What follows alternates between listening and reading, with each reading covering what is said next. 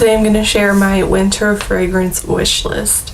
So this is part wish list, part bottles I plan on buying at some point list. Because of my injury, I haven't been working, so I am on a low buy / no buy. So none of these are going to be happening anytime soon, but they are definitely on my to buy list. I like to know what's on people's to buy list, so I thought it would be fun to share. First, I have a small vial of Amber Narguil Hermes, and I would eventually like to get one of the small size sprays. They're pricey, so it's gonna be a while, but that is definitely on the list because I will burn through that eventually. Next on my list is By the Fireplace by Maison Margiela Replica. I have heard so many good things about this. I've smelled it once and loved it. I'd like to get a sample so that I can wear it a little bit, but I'm really want it. I think I'm only really after a travel spray of it though. Next, I am after Tom Ford Sahara Noir. This is going to be something that's harder to get a hold of. It's going to be one of those things where when I see it and it's a good deal, I'm going to have to grab it. So that's not going to be one that's planned. It's one that I keep my eye out for.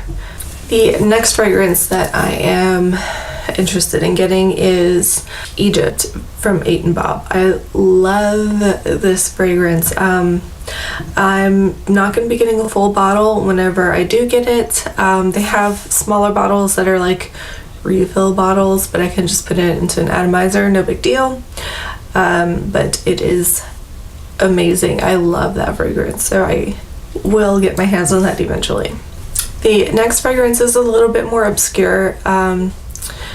It is from a perfumery in New Orleans called Hove. There are a few fragrances from them that I would like to get my hands on after getting a tester set.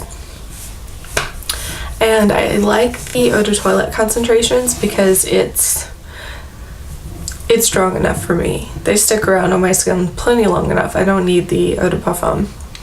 But I would like to get the eau de toilette of Kiss in the Dark, which is a lovely, deep, sensual winter fragrance, and I love it.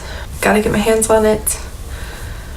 Eventually, when I'm healed, I'll make my way back there and pick up things that are on my wish list from them in general. Next is not specifically a winter fragrance wish list item, but I just sort of discovered it, so I thought I would throw it in here, and it's the Rag & Bone Discovery Set.